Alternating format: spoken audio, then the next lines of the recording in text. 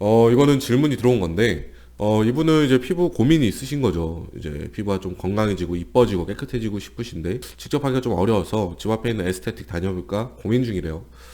피부 관리샵 다니면 실제로 피부 좋아지는지 좀 알려달래요. 피부 관리샵 다니면 피부 좋아지죠. 피부 관리샵은 미용업종 중에 하나인 거고, 미용업이라고 한다면 고객의 얼굴이나 피부, 머리를 아름답게 가꿔주는 업무를 얘기를 하죠. 아름답게 가꿔주기 때문에 실제 좋아지는 게 맞아요. 식당 처럼 생각하시면 돼요. 식당도 음식을 주지만 그게 다 맛있진 않죠. 정말 숨은 맛집, 정말 최고의 맛집도 있는 반면에 내가 한 것보다 못한 그런 음식점도 있어요. 그렇기 때문에 피부관리샵도 잘하는 데가 있고 못하는 데가 있어요. 그래서 어떻게 잘하는 데 찾아가야 되는지 그 기준을 좀 알려드릴게요. 우선 피부관리샵은 앞서 말했듯이 미용업종 중에 하나인 거고요. 그 미용업종 중에서도 의료장비나 의료기기, 의약품을 사용하지 않고 고객의 피부를 진단하거나 진단된 피부에 맞게 관리해주거나 제모를 해주거나 하는 업무를 하는 곳을 피부관리샵이라고 공중위생법에서 기준을 정해놨어요. 법에서 정한 기준처럼 피부관리샵은 의료장비나 기기, 의약품을 쓰지 못하기 때문에 피부과랑은 전혀 다른 공간이에요. 피부과는 의료행위를 하는 곳이죠. 임상을 하는 데죠. 환자의 질병이나 질환을 진단하고 치료함에 있어서 필요하면 의료 장비나 기기를 쓸 수 있고요. 그런 질병이나 질환을 완화시키거나 치료하기 위해서 의약품을 쓸 수 있어요. 그렇기 때문에 피부과와 피부관리샵은 다른 곳이에요. 이 얘기를 왜 하냐면 간혹 피부과에서 운영하는 피부관리샵, 에스테틱을 보고 막연히 기대하시는 분들이 계시더라고요. 운영하는 곳이 피부과이기 때문에 왠지 여기는 더 잘하지 않을까, 더 좋지 않을까라고 기대를 하시는데 그걸 운영하는 데가 피부과라고 피부관리샵의 실력이나 능력이나 효과를 증명하는 게 아니에요. 전혀 다른 공간이기 때문에 그냥 운영하는 주체가 피부과인 것 뿐이에요. 피부과가 운영한다고 좋고 일반인이 운영한다고 안 좋고 그런 차이가 아니라는 거죠. 그런 걸로 오해하시면 안 된다는 거 말씀드리라고 얘기한 거고요. 그렇다면 피부관리샵에서는 무슨 일을 하냐는 건데 아까 얘기했듯이 이제 고객의 피부를 진단하는 고객 차트 작성을 해주고요. 그리고 진단된 피부에 맞게 관리는 이제 클렌징, 그리고 뭐 제모, 딥 클렌징. 딥클렌징은 각질 관리가 되겠죠. 그리고 팩도 있고 마스크 이렇게 있을 거예요. 이런 관리를 해주게 되는데 여기서 중요한 게 이런 클렌징이나 제모나 딥클렌징이나 팩이나 마스크나 다 사실 집에서 할 수 있는 것들이에요. 피부관리샵에서 한다고 전혀 다르거나 하지 않아요. 왜냐하면 피부관리샵에서도 의약품을 못 쓰는 건 똑같거든요. 그래서 집에서 하는 클렌징과 제모나 딥클렌징과 팩과 마스크와 그 별반 다르지 않아요. 그래서 뭔가 새로운 걸 기대하고 피부관리샵을 찾으시면 실망할 수도 있다. 라는 거죠.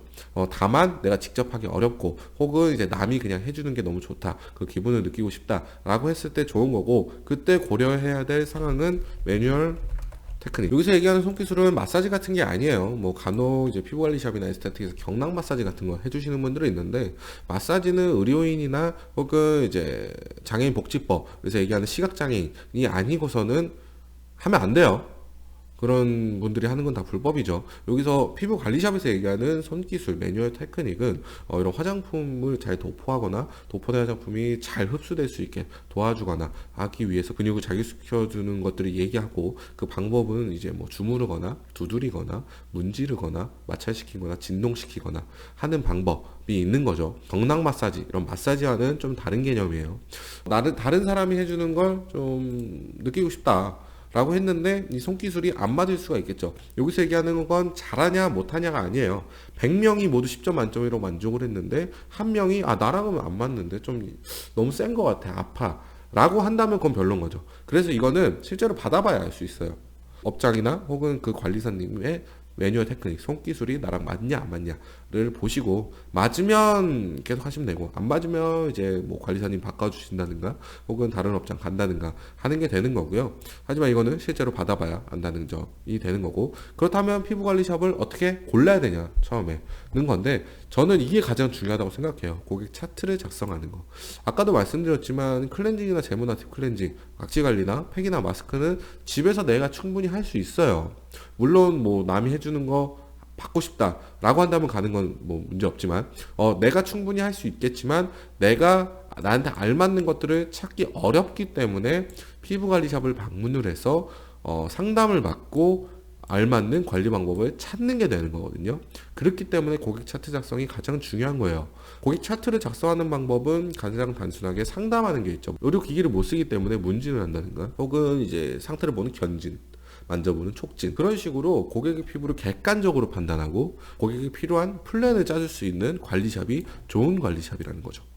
물론 손기술은 주관적이에요. 그래서 이거는 뭐 참 좀 호불호가 갈리겠지만 그거야 그냥 바꾸면 되는 거고, 미용사분 다른 분으로 좀 부탁드립니다 라고 하면 되는 거고, 나랑 안 맞으니까 취향이, 그럼 그래야 되는 거고, 애초에 관리샵을 찾는 것은 이 관리샵이 내 차트를 어떻게 작성해 주냐를 보시면 된다는 거죠. 그냥 단순히 저희는 이런 성분의 이 제품을 써서 피부가 좋아져요가 아니라는 거죠. 그거는 뭐 화장품 판매, 화장품 영어 이런 걸로 보시면 안 되는 거예요. 고객 차트, 내가 피부 상태가 지금 어떤데 그렇기 때문에 어떻게 해야 되고 어떤 것들이 필요하다라고 객관적으로 얘기해 줄 수 있는 곳을 가신다 그러면, 피부 관리샵 잘못 다녀서 피부가 뒤집어졌어요 라고 얘기하는 것처럼 그런 좀 부작용들을 피할 수 있다는 거죠.